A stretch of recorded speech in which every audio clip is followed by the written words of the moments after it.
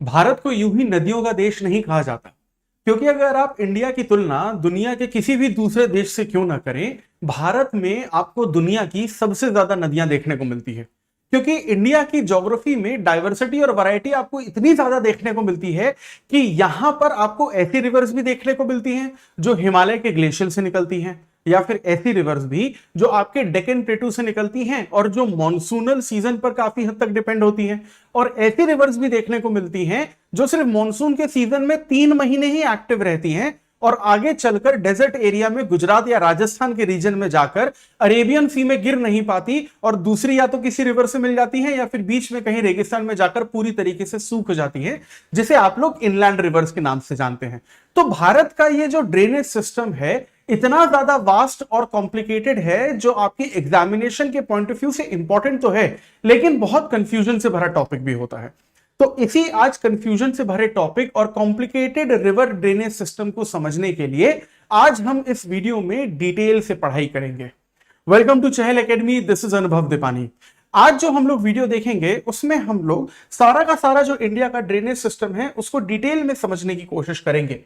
शुरुआत करते हैं कि इंडिया का जो ड्रेनेज सिस्टम है वो इंडिया के लिए इतना ज्यादा इंपॉर्टेंट क्यों है। क्योंकि इंडिया का जो ड्रेनेज सिस्टम है वो कहीं ना कहीं इंडिया की ज्योग्राफी का जो इकोसिस्टम है उसको बहुत ज्यादा सपोर्ट करता है, या फिर रिवर्स को हम लोग इंडिया के एक एसेंशियल सोर्स के रूप में भी देखते हैं।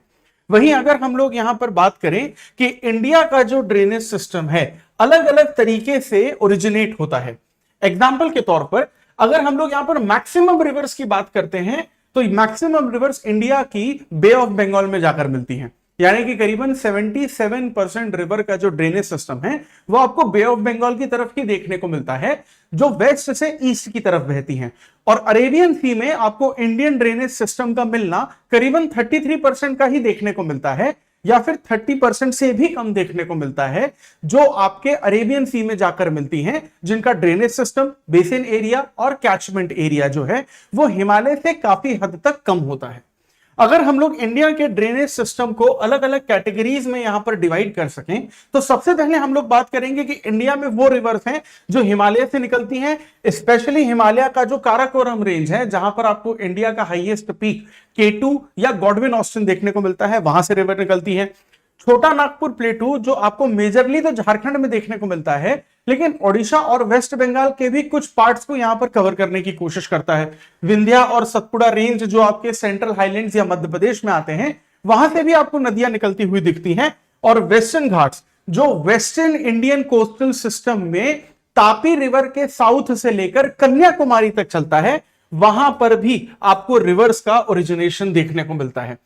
अब अगर हम लोग यहां पर रिवर के ओरिजिनेशन को दो मेजर कैटेगराइजेशन में बांटें तो उसे हम लोग हिमालयन रिवर्स या फिर पेनिनसुलर रिवर्स भी कहते हैं। हिमालयन रिवर्स वो रिवर कहलाती हैं जो हिमालय से ओरिजिनेट होती हैं। एग्जाम्पल के तौर पर गंगा, ब्रह्मपुत्र, यमुना, इंडस या इन सब की ट्रिब्यूटरीज जिसमें रावी, ब्यास, चेनाब, झेलम ये सारी नदियां देखने को मिलती हैं। और हिमालय के साउथ में जैसे ही आप उत्तर प्रदेश बिहार के बेल्ट को क्रॉस करते हुए साउथ में आते हैं, यानी कि सेंट्रल हाईलैंड्स से अपनी शुरुआत करते हैं, तो ये वाला जो बेसिकली रीजन है यहां आपको हम लोग इसे कहते हैं डेक्कन प्लेटू। और यहां से जो नदियां निकलती हैं जिसमें आपकी महानदी, नर्मदा, कृष्णा, गोदावरी, कावेरी आती हैं, उनको हम लोग यहां पर पेनिनसुलर रिवर्स के नाम से जानते हैं। तो ओरिजिनेशन के हिसाब से अगर आप देखें तो ये दो मेजर कैटेगराइजेशन आपको देखने को मिलते हैं। वहीं अगर हम लोग कैचमेंट एरिया की बात करें, कैचमेंट एरिया का मतलब है कि कोई भी नदी जिस भी रास्ते पर बहती है उसे हम उस नदी का चैनल या रिवर चैनल कहते हैं, और उस नदी से बहुत सारी ट्रिब्यूटरीज आकर मिलती हैं। उन वो ट्रिब्यूटरीज जो बेसिकली उन मेजर या पेरेंट नदी से मिलती हैं, उन ट्रिब्यूटरीज के एरिया को और पेरेंट रिवर के एरिया को सबको साथ में जब हम जोड़ लेते हैं तो वो उसका कैचमेंट एरिया या बेसिन एरिया कहलाती है। अब हिमालयन रिवर्स का जो बेसिन या कैचमेंट एरिया है वो हमें ज्यादा देखने को मिलता है इन कंपैरिजन पेनिनसुलर रिवर के कैचमेंट एरिया या फिर बेसिन एरिया से। अब बात करते हैं हम लोग वैलीज की। देखिए, जो हिमालय से रिवर निकलती हैं वो बेसिकली अपनी यंग स्टेज पे होती हैं, क्योंकि वो यंग फोल्ड माउंटेन से निकलती हैं जो वी शेप वैली बनाती हैं। एग्जाम्पल के तौर पे इसको ऐसे समझते हैं कि मान लीजिए कि ये जहां पर दोनों मेरे हाथ जुड़े हुए हैं या ये दो जो उंगलियां मेरी जुड़ी हुई हैं, मान लीजिए कि यहां से कोई रिवर निकल रही है हिमालय की। अब जब भी कोई रिवर किसी भी चैनल से बहती है तो वो दो तरीके का इरोजन करती है, यानी वाटर जो आपके सैंड या रॉक पार्टिकल्स होते हैं उनको दो तरीके से तोड़ती, काटती या मरोड़ती, या फिर बेसिकली ट्रांसपोर्ट या इरोड या वेदरिंग करती है।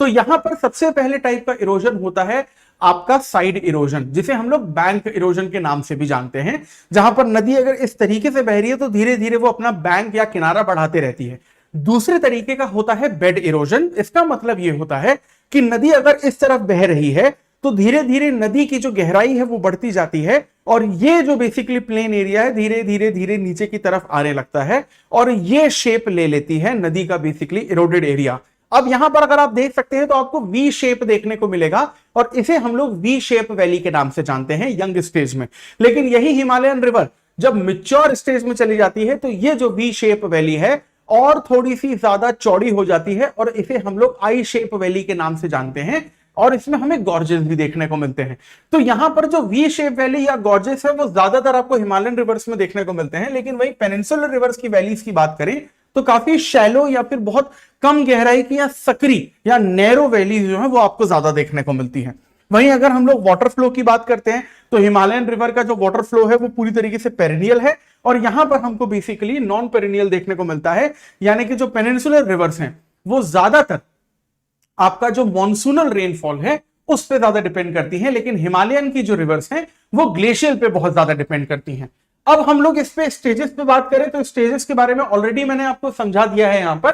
कि जो हिमालयन रिवर्स हैं वो बेसिकली यंग स्टेज या यूथफुल स्टेज से निकलती हैं, क्योंकि वो यंग फोल्ड माउंटेन हिमालय से निकल रही है। जैसा कि हम सबको पता है कि Himalaya is the youngest fold mountain of the world. 70 million years पहले ही वो वहां पर बना है, जहां पर एक वक्त पर टेथिस सी हुआ करता था, जो हमें एल्फ्रेड वेगनर की कॉन्टिनेंटल ड्रिफ्ट थ्योरी में देखने को मिलता है। टेथिस सी की उसी लोकेशन पर आज हमें हिमालय देखने को मिलता है। वहीं अगर हम लोग पेनिनसुलर रिवर्स की बात करते हैं तो पेनिनसुलर रिवर जो है वो बेसिकली मैच्योर स्टेज से ही अपनी जर्नी, अपनी यात्रा शुरू करती हैं, क्योंकि वो ओल्ड प्लेटू से ही ओरिजिनेशन यहां पर लेती हैं। मिएंडर की अगर बात करें तो ज्यादा मिएंडर्स आपको यहां पर देखने को मिलते हैं हिमालयन रिवर्स में, और बहुत कम मिएंडर आपको पेनिनसुलर रिवर में देखने को मिलते हैं। अब ये जो मिएंडर है उसको अगर हम लोग यहां पे एग्जांपल से समझने की कोशिश करें तो मान लीजिए कि अगर कोई रिवर है, वो बेसिकली आपकी जो रिवर है अगर इस तरीके से बह रही है तो ये यहां पर ऐसे एक फोल्ड लेकर आगे की तरफ चलती है, लाइक दिस। और ये जो बेसिकली स्ट्रक्चर आपको दिख रहा है इसे आप मिएंडर के नाम से जानते हैं। जैसे जैसे ये मिएंडर बढ़ता जाता है तो ये मिएंडर के बीच की जो बेसिकली आपको दूरी है ये कम होती हुई दिखती है, और यहां पर आप देख सकते हैं कि एक अलग लेक आपके लिए बन चुकी है, और इसे आप लोग ऑक्सबो लेक के नाम से भी जानते हैं। तो ये जो मिएंडर का फॉर्मेशन है वो आपको हिमालयन माउंटेन में ज्यादा देखने को मिलता है, लेकिन जो आपकी पेनिनसुलर रिवर है वहां पर मिएंडर का फॉर्मेशन आपको काफी हद तक कम देखने को मिलता है। देखने को बिल्कुल मिलता है, लेकिन अगर आप कंपेयर करें हिमालय से तो काफी हद तक कम देखने को मिलता है। वहीं डेल्टास के बारे में तो हमें पता ही है कि जब भी कोई रिवर आपकी बे ऑफ बंगाल में जाती है तो जो स्पीड है वो काफी हद तक कम हो जाती है। तो उस रिवर में जो बेसिकली मड होता है या फिर जो इरोडेड मटेरियल होते हैं वो रिवर ऑफ द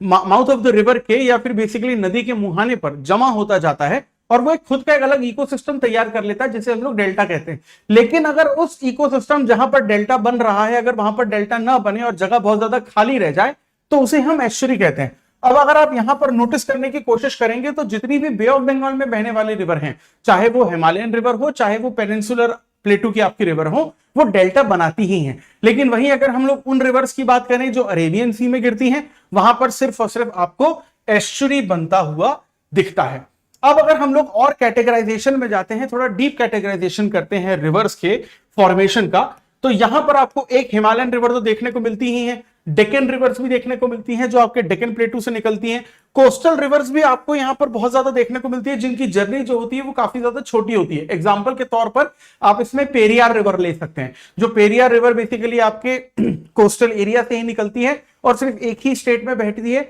और ओरिजिनेशन के कुछ दूरी के बाद ही ये आपके Arabian Sea, Bay of Bengal, Indian Ocean अलग अलग रीजन में निकल जाती है। One of the example is basically और पेरियार रिवर्स। और कुछ रिवर्स ऐसी भी होती है जो इनलैंड ड्रेनेज बेसिन का पार्ट होती हैं। एग्जाम्पल के तौर पर जैसे आप शिप्रा नदी को ले लीजिए, या केन नदी को ले लीजिए, बेतवा नदी को ले लीजिए, या फिर आप सिंध नदी को ले लीजिए। बाय द वे सिंध नदी और सिंधु नदी बहुत अलग अलग हैं। जब हम लोग सिंधु नदी की बात करते हैं तो हम इंडस रिवर की बात करते हैं, लेकिन जब हम सिंध नदी की बात करते हैं तो वो यमुना की एक बेसिकली ट्रिब्यूटरी होती है, जो खुद तो बेसिकली किसी भी ओशन वाटर बॉडी में यानी कि अरेबियन सी या बे ऑफ बंगाल में नहीं मिलती, लेकिन दूसरी रिवर की यहां पर ट्रिब्यूटरी बनकर काम करती है। अब अगर इंलैंड में हम लोग एक और चीज की बात करें, जहां पर आपको देखा जाता है कि रिवर जो है वो भले ही किसी की ट्रिब्यूटरी बने या ना बने, लेकिन वो किसी ओशन बॉडी में नहीं मिल पाती, ना ही अरेबियन सी में, ना ही बे ऑफ बंगाल में। एग्जाम्पल के तौर पर आप बेसिकली जो सांभर लेक है वेस्टर्न राजस्थान का, वो देख सकते हैं, जो मॉनसून के सीजन में ही आपको बहुत ज्यादा एक्टिव देखने को मिलती है, और जब गर्मी का सीजन आता है तो बिल्कुल भी यहां पर एक्टिव देखने को नहीं मिलती। अगर हम लोग बे ऑफ बंगाल और बे ऑफ बंगाल के ड्रेनेज सिस्टम और अरेबियन सी के ड्रेनेज सिस्टम की बात करें, तो बे ऑफ बंगाल के ड्रेनेज सिस्टम में हम लोग देखते हैं कि जो ईस्ट फ्लोइंग रिवर्स हैं, यानी कि जो बेसिकली वेस्ट से ईस्ट बहती हैं, वो ज्यादातर रिवर्स आपकी बे ऑफ बंगाल में ही जाती हैं, और आपकी ईस्ट से वेस्ट की तरफ बहने वाली अरेबियन सी की तरफ जाती हैं। यानी जो रिवर्स आपकी ईस्ट में जाएंगी ऑब्वियस सी बात है वो बे ऑफ बंगाल में गिरेंगी, जो वेस्ट में जाएंगी वो आपके अरेबियन सी में गिरेंगी। वहीं 77% जो नदियों का ड्रेनेज सिस्टम है आपको बे ऑफ बंगाल में देखने को मिलता है, 30 से लेकर 23% जो है वो आपको अरेबियन सी में देखने को मिलता है। हिमालयन रिवर की best of the best examples में और पेनिनसुलर प्लेटू की best of the best example जो अरेबियन सी में गिरती हैं, उसमें आपको गंगा, ब्रह्मपुत्र, गोदावरी, कृष्णा एक्सेट्रा रिवर मिलती है। लेकिन अगर अरेबियन सी की हम लोग बात करें तो उसमें आपको तापी या ताप्ती रिवर और नर्मदा रिवर बेस्ट एग्जांपल्स देखने को मिलते हैं। खास बात यह है कि इंडिया जो है इतना ज्यादा बड़ा है एरिया वाइज भी, क्योंकि दुनिया के 7वें नंबर पे तो हम एरिया वाइज आते ही हैं, और नदियां इतनी ज्यादा है कि इंडिया का हर शहर किसी न किसी लोकल, रीजनल, स्टेट लेवल या नेशनल लेवल के किनारे बसा ही होता है। एग्जाम्पल के तौर पर अगर हम लोग आगरा देखें तो ये यमुना नदी के किनारे बसा है, वाराणसी गंगा नदी के किनारे बसा है, सूरत जो है वो ताप्ती नदी के किनारे है, गुवाहाटी आपको ब्रह्मपुत्र नदी के किनारे देखने को मिलती है, न्यू दिल्ली यमुना नदी के किनारे देखने को मिलती है। वैसे यमुना नदी को यमुना रहने दिया नहीं, हम लोगों ने इतना पॉल्यूशन कर दिया है कि यमुना और एक बड़े नाले में कोई फर्क देखने को मिलता नहीं। विजयवाड़ा की अगर बात करें तो कृष्णा नदी के किनारे है, और कलकत्ता की अगर हम लोग बात करें तो ये हुगली नदी के किनारे है, जो वहां के इरिगेशन के लिए, हाइड्रो पावर प्लांट्स के लिए और अलग अलग यूसेजेस के लिए बहुत ज्यादा जरूरी है। जैसे कि आप देखें कि दिल्ली की जितनी भी पानी की पूरी डिमांड है वो ये यमुना नदी से ही पूरी होती है, इसलिए आपको दिल्ली में पानी की जो क्वालिटी है वो भी काफी हद तक कम देखने को मिलती है। वो बात अलग है कि वाटर ट्रीटमेंट प्लांट से उससे गुजारा जाता है, लेकिन पॉल्यूशन को पूरी तरीके से ऑब्वियस सी बात है कि खत्म नहीं किया जा सकता यमुना में, जब तक आप सारी की सारी इंडस्ट्रीज पर रेस्ट्रिक्शंस न लगा दें। वहीं अगर हम लोग यहाँ पर कुछ पैटर्न्स की बात करें कि यहाँ पर जो रिवर चैनल होता है वो हमें किस तरीके से देखने को मिलता है, तो सबसे इंपॉर्टेंट चीज आपको ये याद रखनी है कि वो रिवर्स बेसिकली जो आपके बे ऑफ बंगाल में गिर रही हैं, जो आपकी हिमालयन रिवर है, और वो आपकी पेनिनसुलर रिवर जो बे ऑफ बंगाल में गिर रही हैं, जो हिमालय से नहीं निकलती हैं, इन दोनों के जो आपके पेनिनसुलर रीजन या फिर हिमालयन रीजन के जो चैनल हैं, बेसिन है, रिवर पैटर्न है, वो आपको बेसिकली काफी हद तक अलग अलग देखने को मिलता है। ये इंपॉर्टेंट फैक्ट है आपके लिए कि अलग अलग रिवर्स का निकलने या ओरिजिनेशन का जो सोर्स है वो काफी अलग है। जैसे कुछ रिवर्स हैं वो ग्लेशियर के पिघलने से निकलती हैं, कुछ रिवर्स ऐसी हैं जो मॉनसून पर डिपेंड करती हैं यानी प्रेसिपिटेशन से निकलती हैं, कुछ रिवर्स ऐसी हैं जो रॉक के अंदर से या जमीन के नीचे से निकलती है। जैसे अगर आप नर्मदा को देखेंगे तो नर्मदा ईस्ट मध्य प्रदेश में सतपुड़ा रेंज के, मैकाल रेंज के, अनूपपुर डिस्ट्रिक्ट के अमरकंटक से निकलती है। और अगर आप नर्मदा का ओरिजिनेशन देखेंगे तो नर्मदा का ओरिजिनेशन आपको सिर्फ इतने से एक गड्ढे से देखने को मिलता है, और वहीं जब नर्मदा आगे की तरफ बढ़ती है तो दुनिया की माफ करिएगा, भारत की जो 5वीं सबसे बड़ी नदी है वो बन जाती है और इतनी ज्यादा चौड़ी हो जाती है।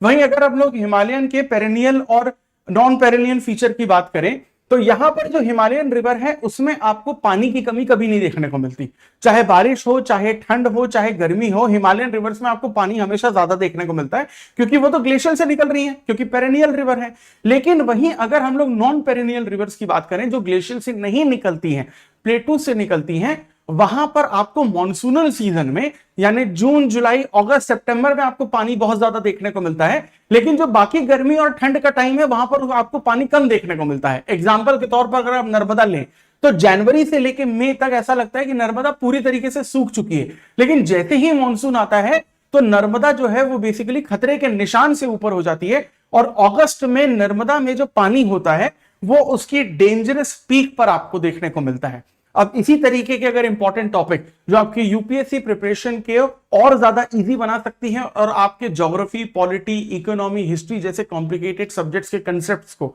और ज्यादा आसान बना सकती हैं, और अगर इसी तरीके की डिटेल इंफॉर्मेशन आप सही तरीके से लगातार समझना और जानना चाहते हैं, so for that please stay tuned with Chahal academy. This is Anubhav Deepani. I will see you in the next video. Thank you very much.